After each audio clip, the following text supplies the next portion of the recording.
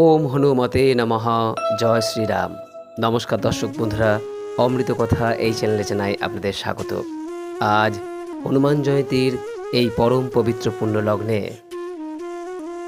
আপনাদের সামনে ব্যক্ত করতে চলেছি হনুমান জয়ন্তীর অলৌকিক ব্রত কথা এবং হনুমানজির সবথেকে গুরুত্বপূর্ণ কীর্তিগাথা রামায়ণের সুন্দরকাণ্ড সম্পর্কে।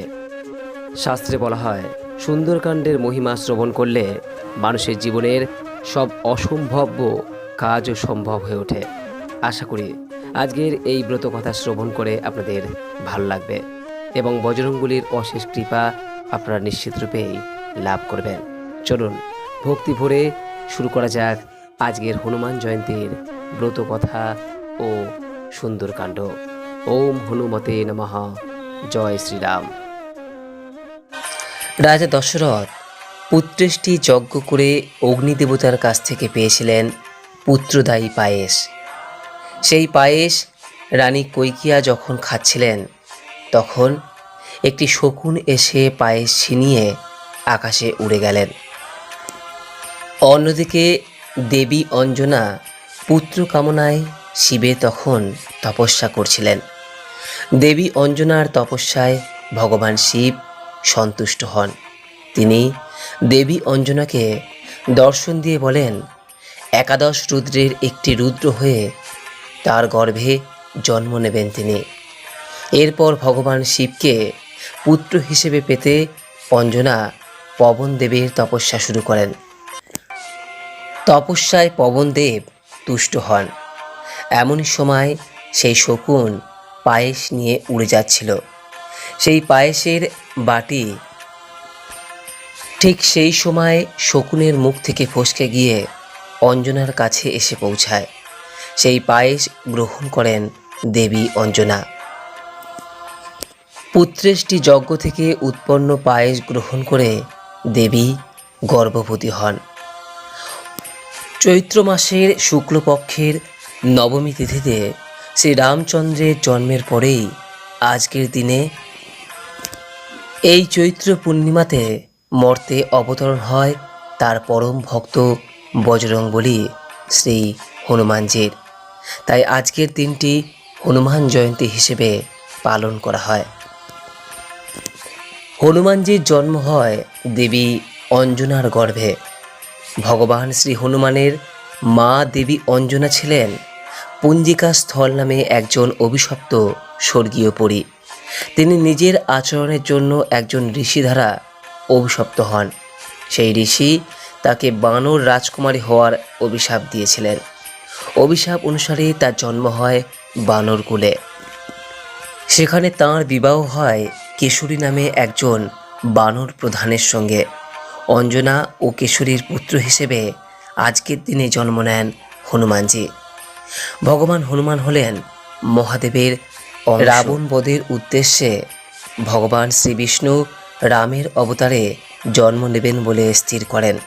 তখন ভগবান শিবজি হনুমানজির রূপে জন্ম নেন। নিজের পুরো যাত্রাব্যাপী শ্রীরামের সেবা করার লক্ষ্য স্থির করেন বজরংবলী হনুমানজি। রামায়ণের সুন্দরকাণ্ডে তার কীর্তিগাথা প্রদর্শিত হয়। দেবী অঞ্জনী তার পুত্র হনুমানজিকে সুন্দর নামে ডাকতেন। তাই রামায়ণের এই কাণ্ডে হনুমানজির কীর্তিগাথা বর্ণিত, সেই কারণে এই অধ্যায়ের নাম হয় সুন্দরকাণ্ড। রাবণ সীতামাতাকে ছল করে অপহরণ করে নিয়ে গেলে হনুমানজি কর্তৃক সীতামাতাকে উদ্ধারের বীরত্বের বর্ণনা এই অধ্যায়ে ব্যক্ত করা হয়েছে। জাম্ববানের দ্বারা হনুমানজির প্রশংসা মারফত রামায়ণের পঞ্চম অধ্যায় সুন্দরকাণ্ড শুরু হয়। জাম্ববানের প্রশংসার বাক্য শ্রবণের পর হনুমানজি মাতা সীতার উদ্ধারের উদ্দেশ্যে রওনা হলেন। স্বর্গের সমস্ত দেবতা হনুমানজির প্রজ্ঞা, জ্ঞান এবং শক্তি পরীক্ষা করতে চাইলেন। তাই তারা সর্পমাতা সুরসাকে প্রেরণ করলেন। সুরসা দৈত্যাকার রাক্ষসীর রূপ ধারণ করে হনুমানজির পথ আটকে দিলেন এবং বললেন, যে কেউ এই পথ দিয়ে যেতে গেলে তার মুখের ভেতর দিয়ে বেরিয়ে তবেই যাওয়া যাবে। এই কথা শুনে হনুমানজি নিজের শরীরের আকৃতি বিশালাকার করে তোলেন। হনুমানের বিশালাকৃতি দেখে সুরেশাও নিজের মুখের আকৃতি বিশালাকার করে তোলেন।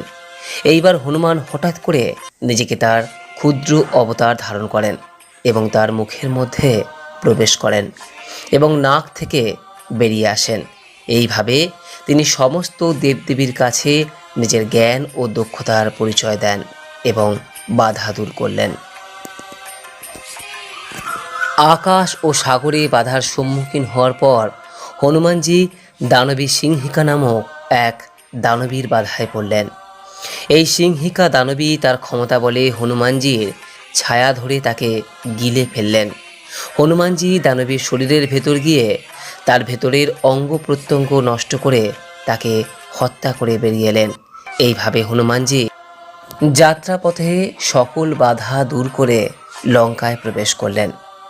লঙ্কার প্রবেশদ্বারে সমুদ্র তটে হনুমানজি আরও একটি বাধা পেলেন লঙ্কার পাহারাদার লঙ্কিনীর কাছে। হনুমানজি রাতে সবার অলক্ষ্যে লঙ্কায় প্রবেশ করার পরিকল্পনা করলেন। পরিকল্পনা অনুযায়ী হনুমানজি রাতে যখন লঙ্কায় প্রবেশ করতে যাবেন তখন তিনি লঙ্কার অতন্দ্র প্রহরী রাক্ষসী লঙ্কিনীর সম্মুখীন হন।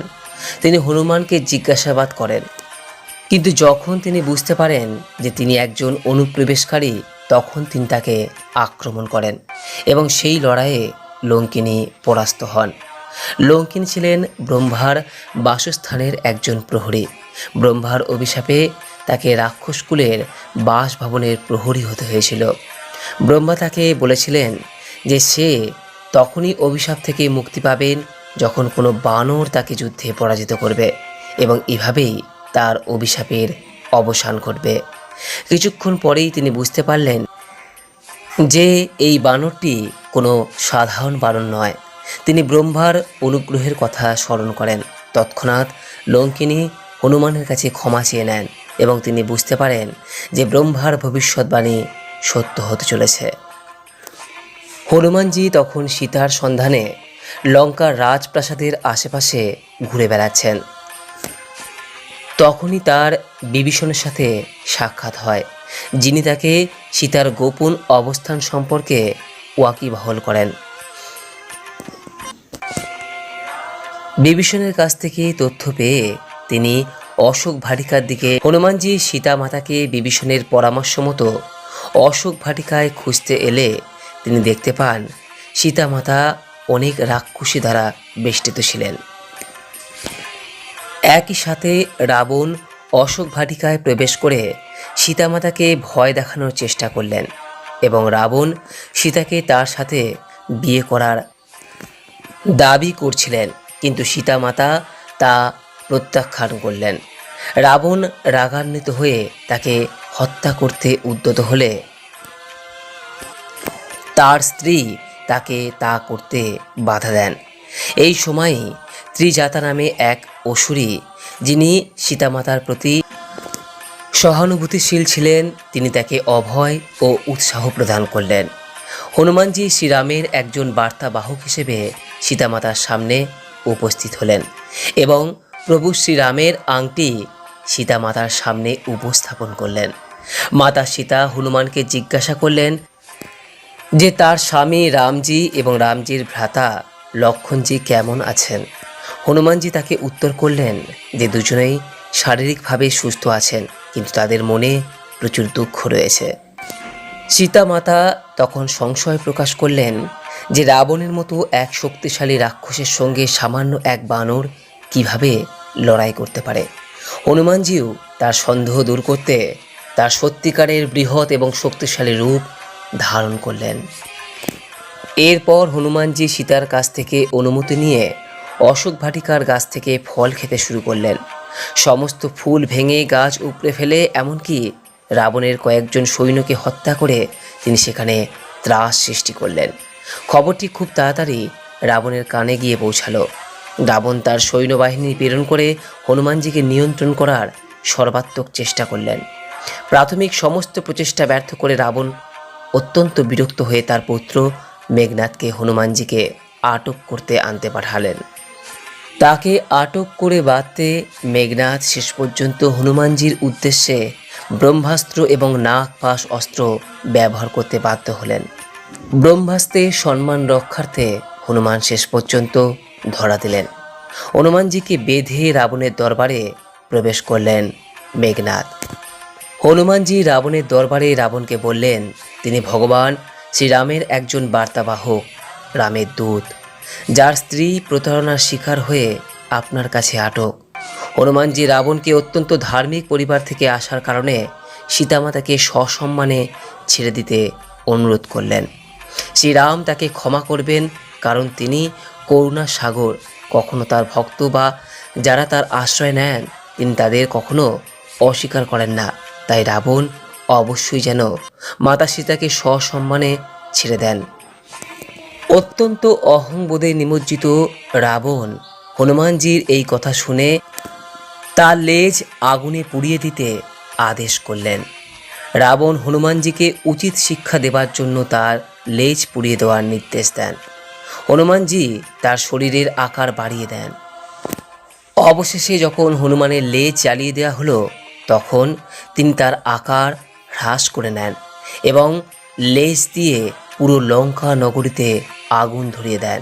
এভাবেই রামায়ণের সুন্দরকাণ্ডে রাবণের স্বর্ণনগরী লঙ্কা দহন করলেন হনুমানজি।